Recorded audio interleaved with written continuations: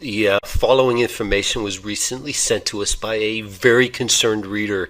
This is Deagle.com, and the information that you're about to see is absolutely mind-blowing. As you can see here, Deagle takes their information from a lot of government links and sources, including the U.S. Coast Guard, Department of Defense, the government, United States Air Force, Army, Marines, U.S. Navy, sources, U.S. DoD, Department of State, CIA, World Bank, and the European Union. Deagle lists pertinent facts for 209 countries, including gross domestic product in U.S. dollars millions, military expenditures, the power purchase parity in U.S. dollars, as well as the U.S. dollar. And we have 209 countries ranked. What you're going to see here for the U.S. is going to blow your mind. As you can see, we got U.S. 2013 information, population 316 million, 33 inhabitants per square mile, a gross domestic product of $17 trillion, and a military budget of $726 billion. Let's go down to the forecast for 2025. What do we got? How did we get from 316 million in 2013 to a forecast of 69 million in 2025? This is for the U. So the United States, they're projecting, according to Deagle.com, they collect all this data from all these different government sites. They put it together, and they're showing the projection that they have of a population for the United States drops from 316 million people to 69 million people. U.S. from Deagle.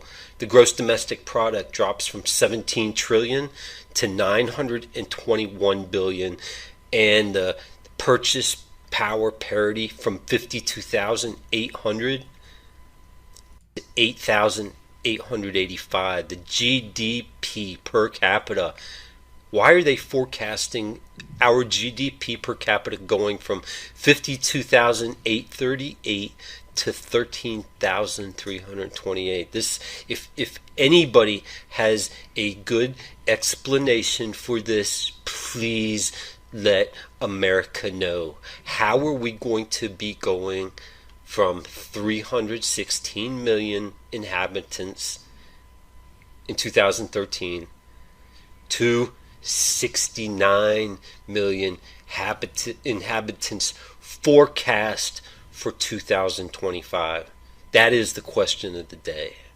Now, for those who think this is some kind of mistake, we can go check out some other countries. We're going to go ahead and look at China. China goes from 1.4 billion to forecast for 2025, 1.4 billion. Our concerned reader is from Norway. Norway's interesting as well. In Norway, they expect the population to drop from 5.1 million to 1.9 million. A GDP drop of 516 billion to 73 billion. What's going on here? Russia also nicely stays almost the same. 143 million dropped down to 135 million. Their military budget goes from a 94 billion to 124 billion. So you can see Russia's military expenditures are also going to be going up, while the US's will drop amazingly. So one more time, we're looking at the United. So you're looking at all of this. He's putting it together. I put in the description box below if you want this video and you want to share it with others. Very interesting data collection points for sure. Now, we have to do our own research and look into these things, but I tell you, Deagle.com, I remember using it for some of my resources back when I was in the military for some information we gathered for some of the reporting that we did. The President of Mexico calls for the release of the WikiLeaks founder Julian Assange amid Pegasus malware scandal. No one should be punished for revealing facts. Por eso es importante la investigación que se hizo a nivel mundial, y también por eso fue importante lo de WikiLeaks, en su momento, que Assange debe de ser liberado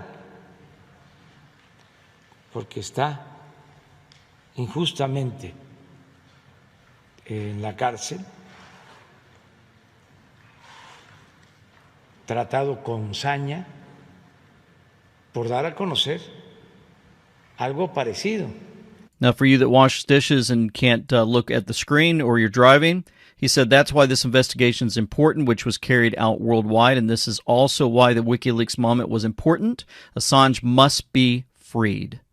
Wow, because he is in prison unjustly, treated viciously for making similar information known that I think had an even larger reach, because nobody should be spied on. Isn't that something? Wow, some amazing information coming out. And also, for those that happen to be at Times Square, pretty cool that Project Veritas had this playing. It shows Twitter banned us, but they can't ban the truth. And it's showing a clip from one of their Veritas.com. Teaching children to judge others based upon race is not going to make a world with less racism. It's going to make a world with more of it. And that's David Johnson from Hasbro whistleblower. They're playing on Times Square. That is so cool. Another thing that was pretty amazing, you guys remember the 22 players on Team USA? They took a knee in solidarity with the radical leftist group Black Lives Matter before the game, a major point of contention with U.S. fans. Now, we have 3 of them that were standing, if you guys saw that. Well, anyway, U.S. came into the Tokyo Games with the #1 ranking in the world. Sweden is ranked 5th in the world and notably knocked out Team USA on penalty kicks in the 2016 Olympics in the quarterfinals. The two teams paired off in April, 1-1 draw, but guess what? They just got beat 3-0 by Sweden. That's right. And so I've said, if you've got a team that's divided like this, you've got some that believe in it and some that don't, some that stand for the anthem and some that don't. I've been a coach of soccer for many years. If you don't have your team together and they're probably going at it behind the scenes, imagine on the field what it's like to try to work together as a team. It's not going to work. Not going to work at all. So here's something pretty interesting. Tell me you're in a cult without telling me you're in BLM. But that doesn't mean black police officers, black babies, or black conservatives. I want the right to my opinion, but if I don't like yours, it should be suppressed. Yeah, I believe in freedom of speech. For me, I'm gonna loot, burn my country down, not get arrested for it, and then blame white people for having privilege. Rich people working for their money? That's selfish. But me wanting it without having to do anything? That's not.